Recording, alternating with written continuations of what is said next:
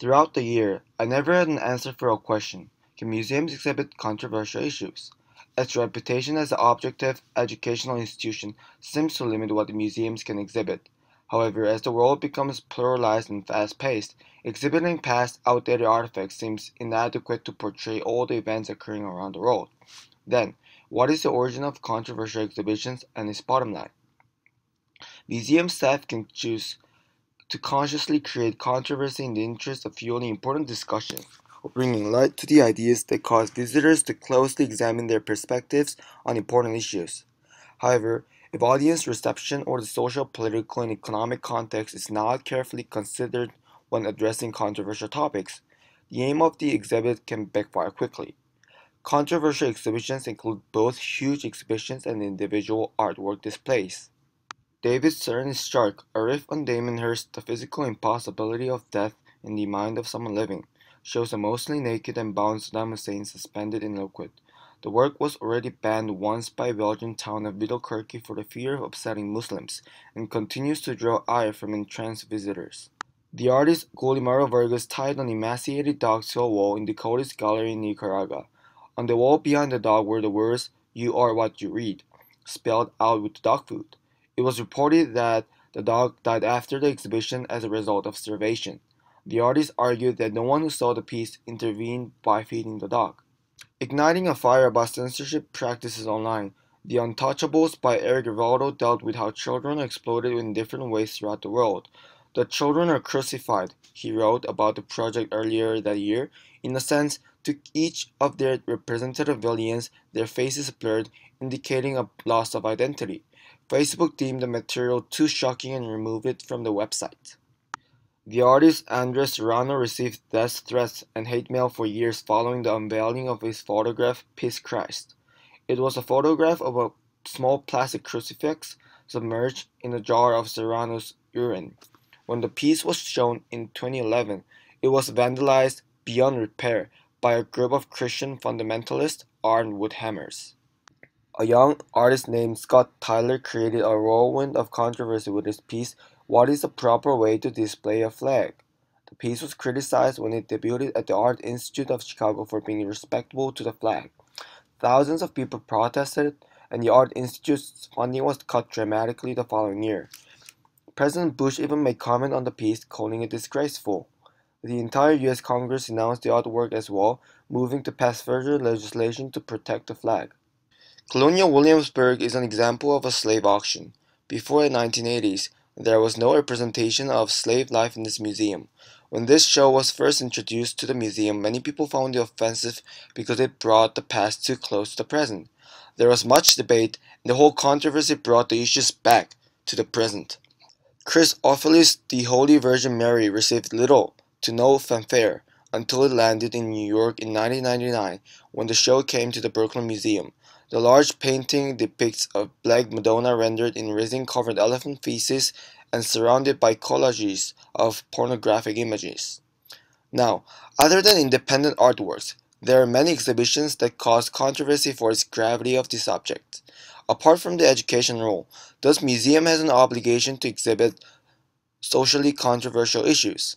In 1969, Harlem on My Mind at the Metropolitan Museum of Art, Newark, was the first concerted effort by a major art museum to address contemporary social concerns. It was criticized as a view of outsiders for implying that there is homogeneity within the black community and for its failure to adequately represent the relationship between black and whites. In 1985, the exhibit called Endings, an exhibit about deaths and loss, at the Boston Children's Museum stimulated public discussion of the appropriateness of an exhibit on death, particularly for a young audience. In late 1990s, in the Berlin Human Museum, more than 20 bodies and many body parts were displayed. Despite its goal to promote scientific inquiry, many interested groups, especially Christian groups, fiercely protested against the opening of the museum. Therefore, these museums and exhibitions clearly show us that whatever the museum is and how good the motivations are, there are always political questions that bars exhibitions. Before discussing the museum's role in civil society, the findings of a report into public attitudes to museums by Museum Association in 2013 found that there was a high level of trust in museums and a perception that museums have a role to play in society. However, the findings have sparked debate in the sector about whether museums should promote social justice issues. The Missouri History Museum seeks to deepen the understanding of past choices, present circumstances, and future possibilities, strengthen the bonds of the community, and facilitate solutions to common problems. The museum prioritizes civic society, individuals, and their lives.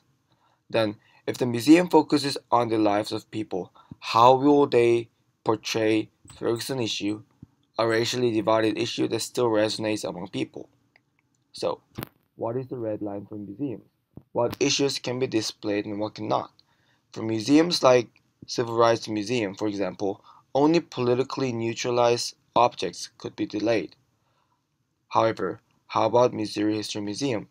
To answer these unsolved museum questions, I interviewed Gwen Moore, a creator of landscape and community identity in Missouri History Museum.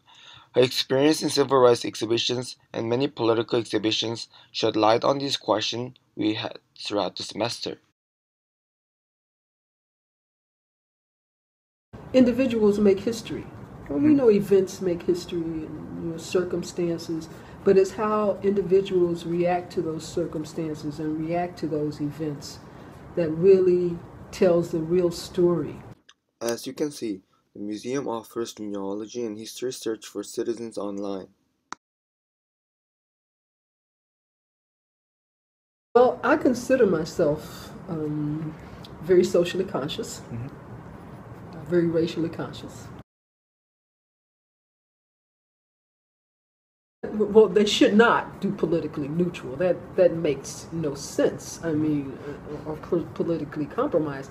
I think you should present the truth. And if the truth is difficult, then it's difficult. If the truth offends, it offends. But you gotta tell the truth. History of this region. Sometimes the history is a nice, pleasant history. A lot of times it's not, especially when it comes to race and race relations. We have a very troubled past here. And if we tell the history of those relationships, it's going to be uncomfortable for some people.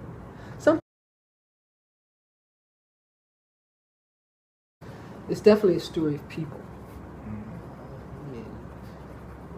And it's Mike Brown's story, it's Darren Wilson's story, it's the people of Ferguson's story. First of all, we did have a town hall right after the Ferguson eruption. Okay. We had a town hall meeting. We had people come here and discuss the issues that were involved. I think we had a standing room only crowd. When Governor Nixon announced the formation of the Ferguson Commission, he did it here at the History Museum. And we've also been host to some Ferguson Commission hearings. We've had numerous programs focused on Ferguson. I don't see how it would. I think it would enhance. Wouldn't you? I mean, that's our job and our role. And education is about informing people. And like I said, it's about telling the truth, telling what happened.